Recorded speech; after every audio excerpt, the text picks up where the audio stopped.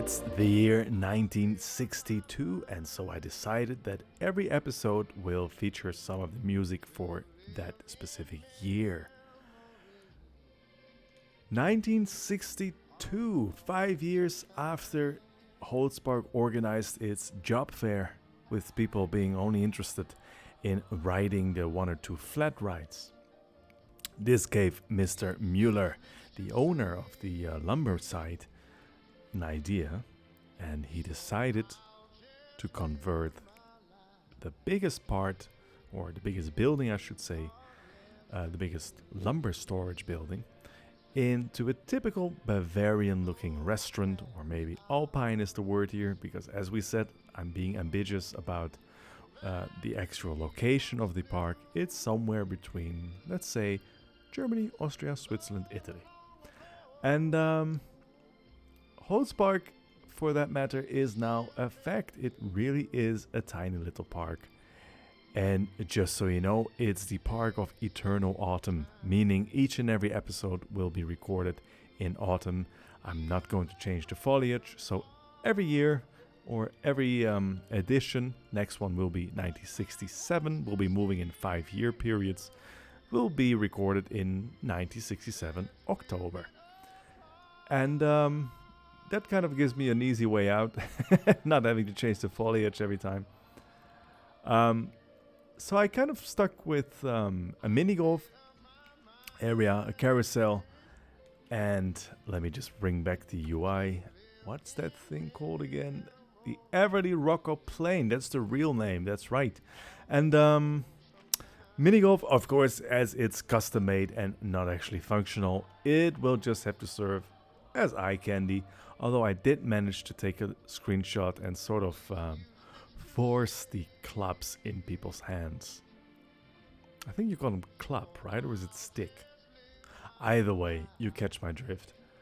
What do we have to see? Why don't we just start at the very start?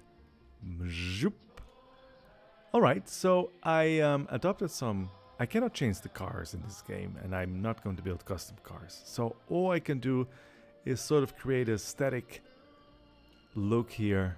And what I am going to do is change the car's colors to the current era. So we are now in the 60s, and according to my research, a lot of colors back then were pastel, lots of reds and blues, and sort of this kind of teal or green blue. And so I hope to kind of update the color scheme with every decade. Now, the old signage that would normally Sägewerk, meaning lumber mill, lumber site in Holztal, Holz Valley, Wood Valley, is still there. And it's going to be there, I think, actually, I don't know, but I think throughout the 60s. But we'll see.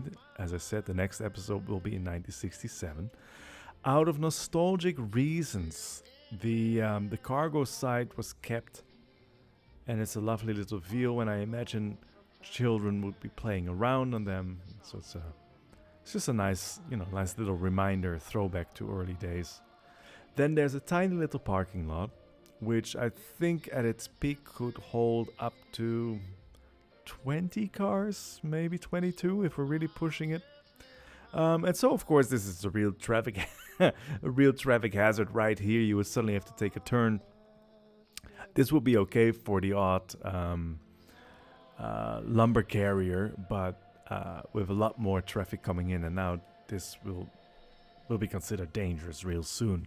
Although I have to say, from my research, traffic regulation was a lot more lax back then. Anyway, at least for the time being, we can work with this sort of primitive parking lot. So that's that. People will then be encouraged to walk up and either join the Bavarian restaurants. As you guys know or may not know, but now you do, I never do interiors. I can't be bothered. So you just have to believe that there's a huge beer hall sitting behind these doors. Then we got the mini golf site. A big sign went up so that people from far and abroad could see that, hey, there is something going on here. The mini golf is actually called Gnomengolf which back then I assume even midget golf would have been perfectly acceptable. Gnome golf or dwarf golf or I don't know another word for gnome, but I think you catch my drift here. Lovely little creatures, very primitive. We have to imagine that these hats would actually be built out of wood, right? That'd be really cool. I couldn't find anything in the workshop that would work for that, so we'll just have to work with this one.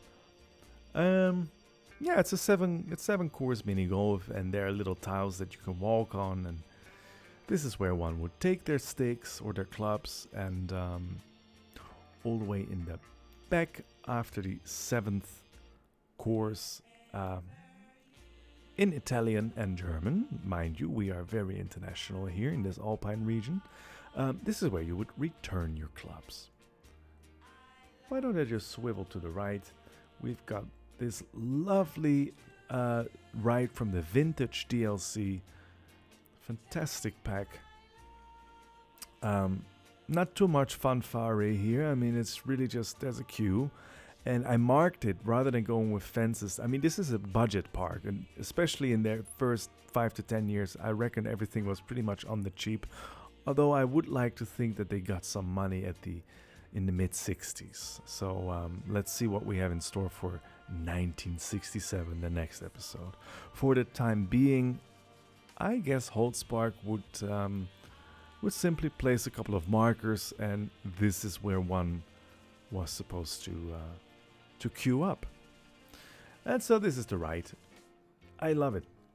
If it didn't look so fairgroundy, I would imagine it to take a permanent location, permanent spot in this park. What am I going to do in 1967? I'm wondering, could I or would I replace it with a Ferris wheel? I don't think so, given that there's just rural land at the back. And especially a road. And the idea will be, of course, to be a little bit more of an immersive experience, so we'll see. The actual lumber side has been fenced off now, and operations are still underway there.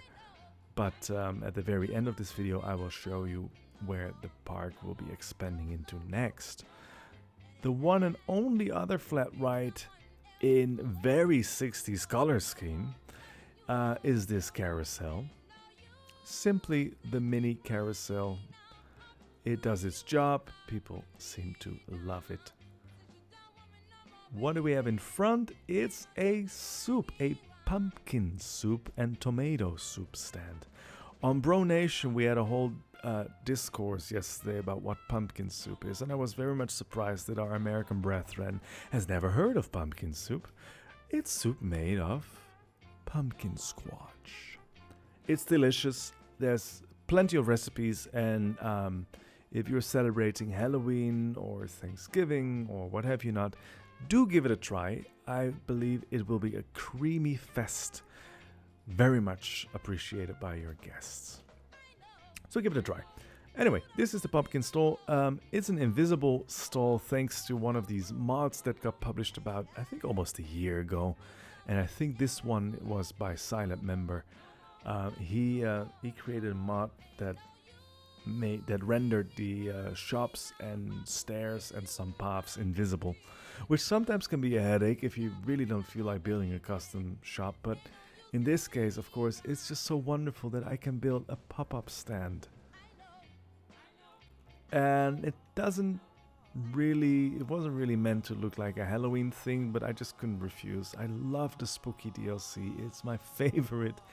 And I don't want to subscribe too many interpretations, but I do have the feeling that for Frontier, the British developer of Planet Coaster, I feel like the Spooky Pack was also their favorite to work on.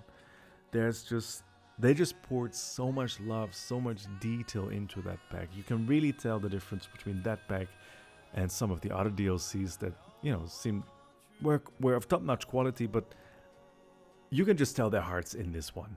And I'm just very grateful for it. It's a lovely pack. So we've got a bit of an autumn Halloween fest going on with fresh pumpkin soup.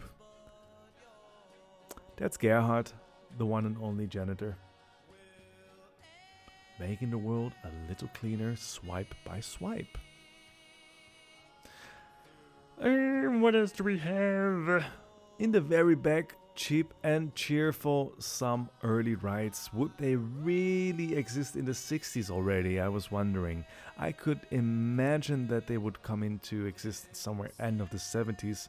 I'm taking a bit of creative leeway here. Oh, by the way, a question that I got from a lot of people there on Bro Nation. How did I create those leaves? I simply took vines, put them together. No, these aren't vines. These are roses. I put the roses, put them together. They have the added benefit that you can actually recolor the stem of those rose beds. And sunk them a bit into the ground. And Bob's your uncle and Betty is your aunt. Then on the left, the most exciting part, of course, are the restrooms. I don't know if you've seen the first episode. If you haven't, shame on you. Please do take a look. The first episode is where this was still a wood storage. So I added some walls, and this is where people do their dirty business. Alright, what else do I have?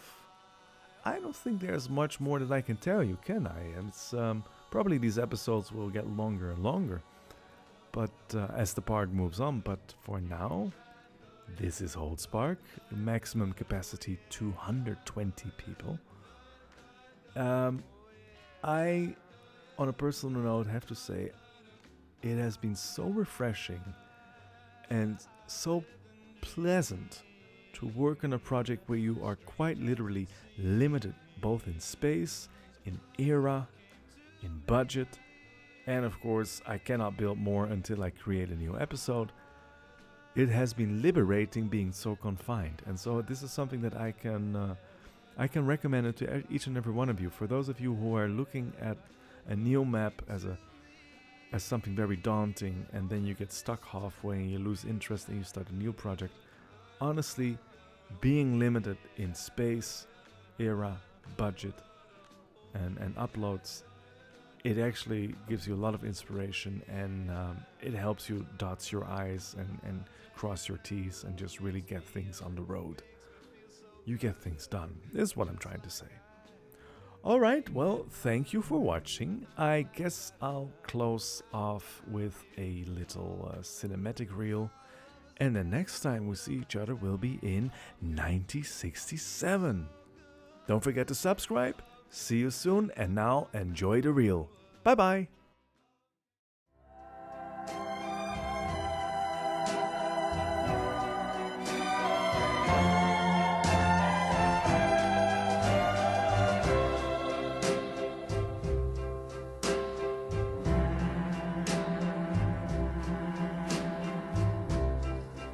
Don't make me over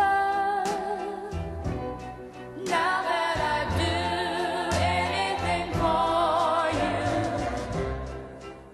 Don't make me over now that you know how I adore you. Don't pick on the things I say, the things I do. Just love me with all my faults.